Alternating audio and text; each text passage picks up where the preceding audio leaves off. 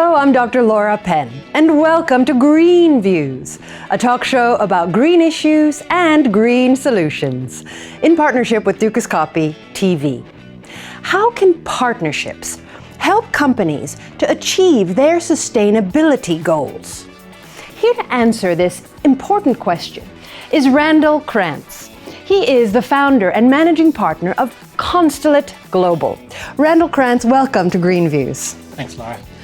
I'd like to start by asking you to first define what we mean when we say sustainability goals and what you mean when you say partnerships. There's several reasons why sustainability is really important for companies. We've seen over the past few years that it's gone from the margins to really a C-suite and a corporate strategy issue. This is for several reasons. One is resources. Companies use resources, and using those resources more efficiently and having better security of supply is a really important business issue. The second is consumers. Citizens are asking for sustainability, and companies, in order to be competitive, will have an obligation to deliver this. And the third is innovation.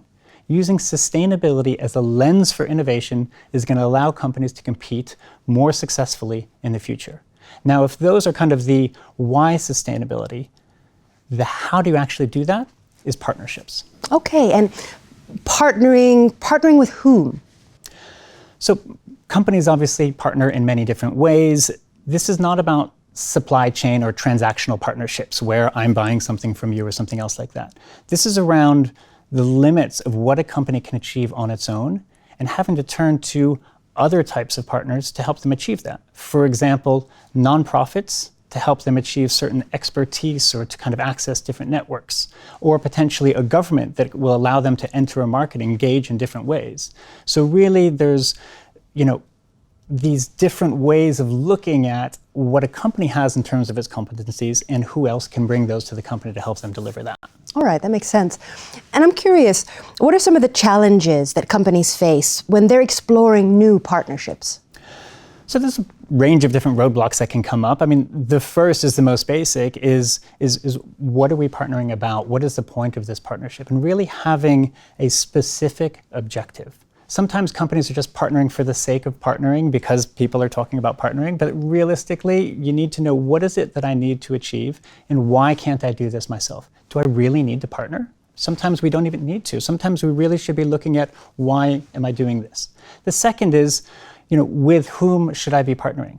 And this is kind of at two levels. Should I be partnering with government? Should I be partnering with other companies? Should I be partnering with NGOs or not-for-profits kind of on the ground to help me in different spaces? And once you've figured out who you want to partner with on a broader scale, it's very, very specific. What is the geography? Is this government better than that one? Is it this ministry or that ministry? So there's a lot of specifics around, who you partner with. And then the third is how you partner. And it's really, the governance systems, getting those in place, making sure you have the communications. It's not always that straightforward, and it's a very different culture between a corporate one and potentially a partnership culture. Okay, there's a part of that sounds really straightforward, and there's a part of that sounds a little less straightforward. What are some of the hurdles and challenges for companies? So I think you're right. I mean, there is a part of partnering that it's very intuitive. It's kind of saying, look, we want to achieve something. I have this, you have that. For example, Unilever was looking to get secure supply of sustainable palm oil. Unilever consumes 3% of the world's palm oil, but even with all of that kind of demand side pull, they couldn't necessarily change an entire supply chain. So they partnered with other companies such as Nestle and Procter & Gamble, and they worked together and they created the Roundtable on Sustainable Palm Oil. In doing so, they were able to help bring on board different, essentially, farmers in other parts of the world to help create a supply chain that could deliver them what they wanted. That's not a simple process. You're about recreating something new, and it's essentially using muscles that a company might not have internally. It's not just about project management. Now we're talking about partnership management, which is really about relationships. It's about building trust. It's about understanding very different cultures and very different needs sometimes. That's very well said, and I didn't realize that those are the origins of the Roundtable for palm oil.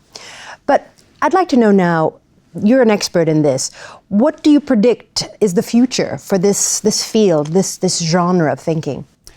Well, we started off kind of looking at this broader scene of why do companies partner. I think that's only going to increase. I think that governments and companies are going to be working together more and more to solve bigger and bigger problems. We look at climate change, whatever it's going to be. There's a need for the corporations to bring in funding, they bring in innovation, they bring in a certain speed that you're not necessarily going to get from a government or from a not-for-profit. So if that's going to increase, the question is, how does that happen? And here's where I see that one of the keys is going to be the role of the independent partnership broker. This is going to be an entity or perhaps an individual that's really going to help companies unlock this ability to partner, train them like a personal trainer to develop those muscles, coach them through this process to help them deal with the different cultures and the different challenges that come up. So overall, the trend is increasing, and I really see that there's a role for brokers and independents to kind of help make this happen along the way. Randall Krantz, thank you for these valuable insights. And thank you for watching. This is Dr. Laura Penn with Green Views, a talk show about green issues and green solutions, in partnership with Dukascopy TV. Until next time.